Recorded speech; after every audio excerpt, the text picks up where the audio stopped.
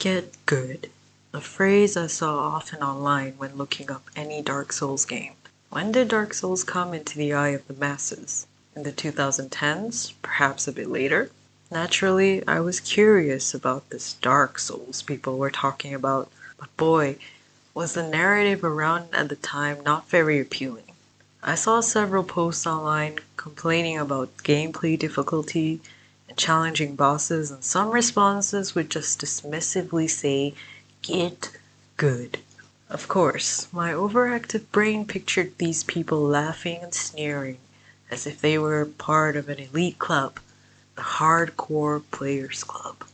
At the time, I had several game genres under my belt: Devil May Cry, Castlevania, BioShock, Alan Wake, and even fighting games like Soul Calibur and the King of Fighters.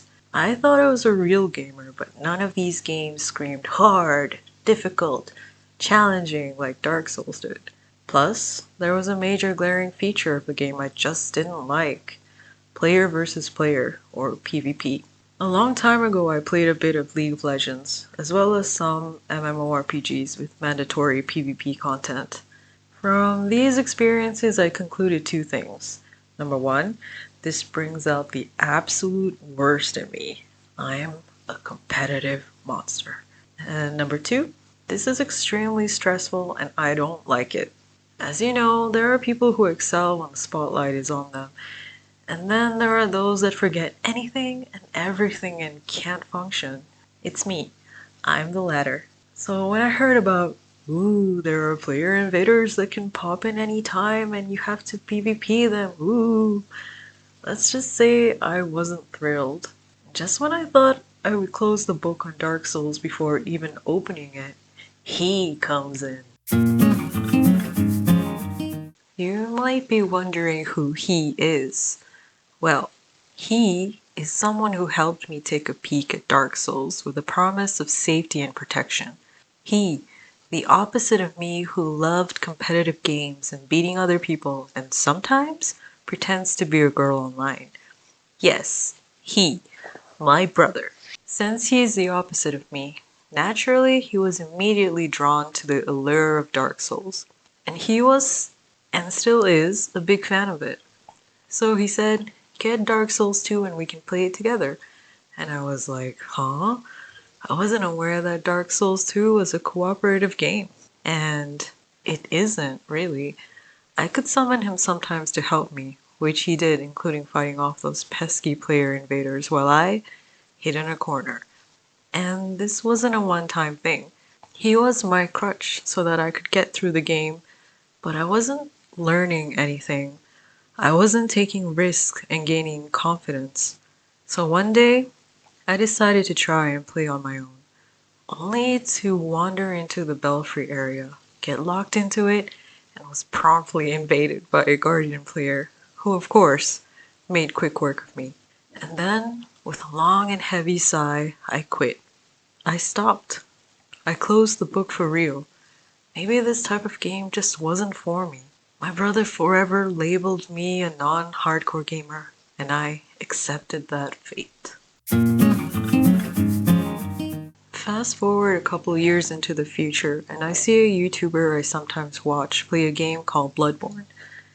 And I distinctly remembered him saying something like how he was never really interested in the Dark Souls games, but that he was really enjoying this game. I watched a couple more of his playthrough videos and thought the setting seemed really cool. And this isn't Dark Souls, all the get good labels weren't attached to this game, I thought. Thus, the seed was planted in my head. Maybe I should try Bloodborne. And so, I went to my local second-hand game store to look for it. For context, at the time I was living in Japan, and the second-hand game market there is great. I even found a special edition of Bloodborne which included a mini art book. I was stoked to play it, but only later found an unexpected obstacle. The game was in Japanese and there was no way to change the language. I could change the voice to English, but all the text? Japanese. So I can read some Japanese, but there's still a lot of kanji I don't know, so it was far from good enough to play a game fully in it. But I was determined. I used wikis to read up about stats, what items and rooms did what, listen closely to what NPCs would say, and use my phone to quick translate important pop-up windows in the game. And eventually, something clicked. From all this researching, I had a solid understanding of the basics. Not only that, this time I had only myself to rely on. I took risks and played more aggressively. Sometimes I died, but it was fine. I didn't have PlayStation Plus, so no online distractions, no PvP. I could focus, I could learn. And then I did it. I beat the game, even got the true ending. This was so fun, I thought. I love the immersive atmosphere, the little hand holding, the mysterious NPCs and their vague ass quests. Could this be the start of something special? If Bloodborne was my first love, Elden Ring is the husband I married and started a life with. I can't fully describe how much I love this game. Exploration feels incredibly rewarding, and the world is massive, but never really felt empty. In Elden Ring, I started as a prisoner because I thought the headgear looked goofy, and initially I wanted to try out a sort of magic warrior type build. As I progressed through the game, I experimented with different weapons and spells, and eventually settled on a playstyle that I liked, which ended up being something entirely different from what I wanted in the beginning. When surprise NPC invaders suddenly showed up, I would have an initial flee reaction, but with time, I could react calmly and even ready myself. When I encountered a boss or an enemy that was too difficult, I'd try a couple times before deciding to go somewhere else and then beat them up later. Something really changed in how I played these games. I was more okay with failure. I felt more confident. I belonged here. These games are for me. And with that, finally I had developed what was necessary to enjoy a Souls-like game. Maybe? Probably? So at this point of time, I've already talked to my brother about Elden Ring, and he goes like, "Whoa, you've changed." And I'm like, if there's one thing Bloodborne taught me, it's that you kill it before it kills you, which was a mentality that helped me get through Elden Ring. I had also seen and experienced more content than said brother because I liked exploring and found all the hidden extra content, whereas he was on a straight path to completion. So I was feeling elated. Finally, I had been reaccepted into the good graces of my hardcore gamer brother. Finally, I am a true gamer. But that wasn't enough. I was drunk on greed and I wanted more. So when the opportunity arose to replay Dark Souls 2, I took it. You see, for some reasons I don't really want to go into, I had a friend's PlayStation 4 with me, and he just so happened to have Dark Souls 2 installed. So I thought, why not? I booted up the game, barely remembering playing it a long time ago with my brother, cleared a whole bunch of stages, even revisited the Belfry Towers, which made me quit last time, followed the whole Pate and Creighton questline, and had just beat the dead king guy? What was his name? Vendrick?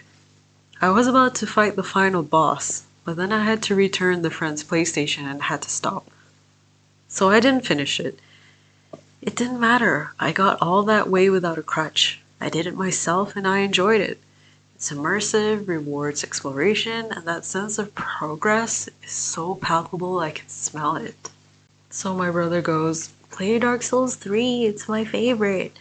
And because I'm a loving sister and yearn for sibling connection, especially in this lonely, lonely world we live in, I did in 2025. So, while you continue watching raw footage of me playing Dark Souls 3 for the first time, let me make my conclusions. I've now come to a point of my life where if someone starts talking about games with me, eventually I may chime in with a, "Oh my god, Elden Ring is so good, easily the best game of all time for me."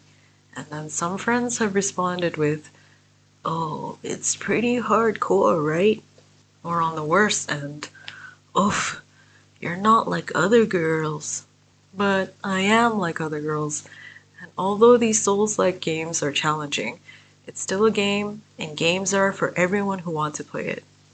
Forget the hardcore, difficult labels. It just takes some time to learn and master, just like in any other game. Granted, maybe more time than others, and heck, I'm in no way the best at it. I don't want to be overly dramatic and start saying that these games changed my life.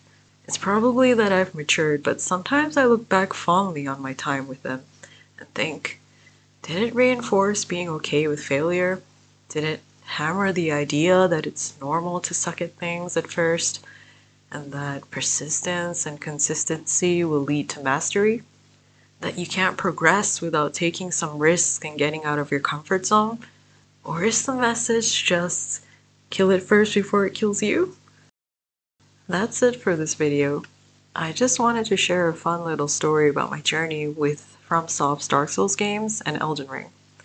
As always, let me know your thoughts. Like, comment, and subscribe. See you next time!